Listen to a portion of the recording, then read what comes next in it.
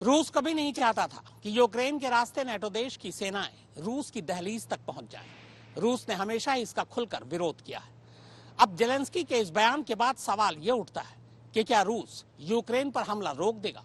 तो जानकारों की माने तो यूक्रेन पर हमले की इकलौती वजह सिर्फ नेटो नहीं है, बल्कि इस हमले की एक और वजह भी है।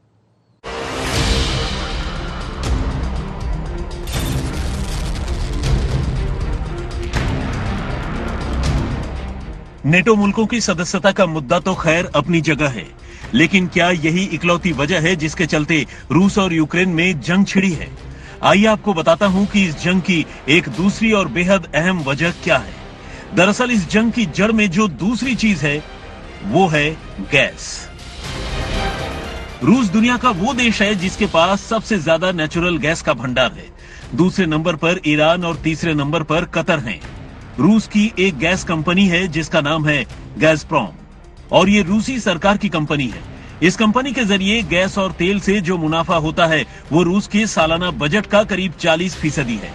गैज़प्रोम यूरोप में गैस पाइपलाइन के जरिए सीधे गैस पहुंचाता है। 2014 से पहले तक सब कुछ ठीक था। 2014 में पहली बार यूक्रेन में सत्ता बदलती है। लोगों के विरोध प्रदर्शन को देखते हुए तब के राष्ट्रपति को कुर्सी छोड़कर जान बचाने के लिए देश से भागना पड़ता है और फिर हालात बदल जाते हैं। दरअसल 2014 तक रूस पाइपलाइन के जरिए गैस सीधे यूरोप तक भेजता था।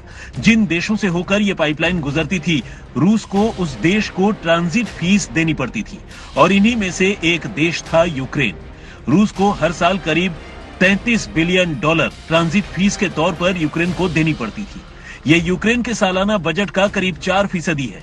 मगर 2014 के बाद यूक्रेन के साथ रिश्ता खराब होते ही यूक्रेन को सबक सिखाने के लिए रूस ने एक नया तरीका अपनाया। उसने तय किया कि वो यूरोप तक नई गैस पाइपलाइन बिछाएगा और इस बार ये पाइपलाइन यूक्रेन से होकर नहीं गुजरेगी। इससे यूक्रेन आर्थिक तौर पर कमजोर हो जाएगा।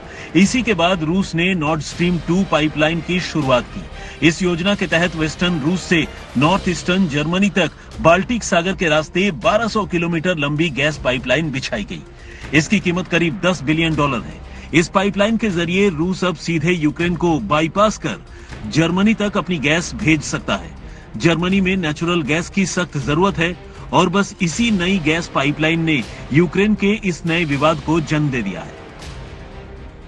एक ऐसा विवाद जिसमें एक तरफ यूरोप है तो दूसरी तरफ अमेरिका। अब सवाल यह है कि अमेरिका को इससे क्या दिक्कत है? तो अमेरिका की परेशानी की 2 वजहें हैं। पहली, अब तक अमेरिका जर्मनी समेत यूरोप के कई देशों को गैस की सप्लाई किया करता था। कीमत ज्यादा थी। रूस ने जर्मनी के साथ जो समझौता किया उसमें गैस की कीमत अमेरिका से कहीं कम है। जाहिर है इससे अमेरिकी कंपनियों को नुकसान हुआ। अमेरिका की दूसरी परेशानी यह है कि ये नई गैस पाइपलाइन पूरे यूरोप को ऊर्जा के मामले में रूस पर निर्भर कर देगी। इससे रूसी राष्ट्रपति व्लादिमीर पुतिन और ज्यादा ताकतवर बनकर उभरेंगे।